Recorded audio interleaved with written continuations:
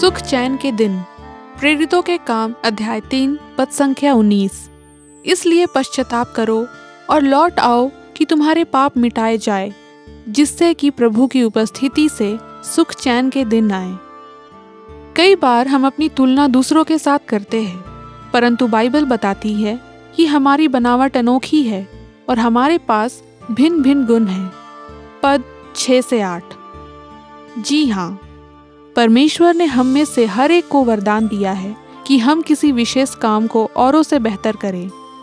प्रेरितों के काम का प्रत्येक अध्याय प्रेरितों के उन कार्यों का वर्णन है जो उन्होंने सुसमाचार प्रचार हेतु किए। सुलेमान के औसारे में पतरस द्वारा सुसमाचार प्रचार और प्रभु यीशु मसीह के बारे में बताया गया, और यह भी कि उद्धार केवल यीशु मसीह पर विश्वास लाने और उसके अनुग्रह से ही संभव है। इसी औसारे में उसने अद्भुत गवाही देकर सुनने वालों को इतना प्रभावित किया कि वे प्रभु यीशु को अपनाने के लिए पूर्णतः तैयार हो गए। पतरस ने पश्चाताप करने, पापों से फिर जाने और पाप मुक्त जीवन जीने पर जोर दिया। संसार का प्रत्येक व्यक्ति सुख चैन से जीना चाहता है, लेकिन सुख चैन की कुंजी प्रभु यीशु मसीह के पास है।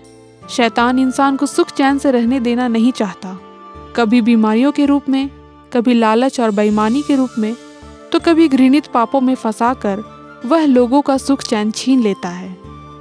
एक व्यक्ति अपने परिवार सहित सुख चैन से जी रहा था। प्रत्येक संडे को चर्च जाना, सामर्थ्य के अनुसार दान देना, दुआ प्रार्थना में समय बिताना, कितना अच्छा जीवन था उनका। शैतान को यह सब सहन नहीं हुआ। अपने एक शैतान दूत को उसने उस विश्वासी के पास भेजा। वह ज्योतिषी का रूप धारण कर वहां गया और उस विश्वासी से कहा, अरे तुम्हारे इस मकान के नीचे अपार धन संपत्ति, सोने के सिक्के, हीरे जवाहरात भरे पड़े हैं, इसे खुदवा दो। विश्वासी के मन में लालच उत्पन्न हो गया। उसने मकान तोड़वाकर पूरा प्लॉट खुदवा दिया। सोना चांदी तो क्या, वहां फूटी कौड़ी तक नहीं मिली। पूरा परिवार तबाह हो गया। परमेश्वर का वचन कहता है, पश्चाताप करो और लौट आओ, इसी से तुम्हें सुख चैन मिलेगा। आज थके और टूटे इंसान को चैन और शांति की ही जरूरत है, और वह केवल प्रभु यीशु के पास आने पर ही मिल सकती है। पछताओ पापों से फेर कर मन, कर दो प्रभु को तन मन अर्पण। होगा उद्धार तभी तेरा मानव, जब तू कर देगा पूर्ण समर्पण।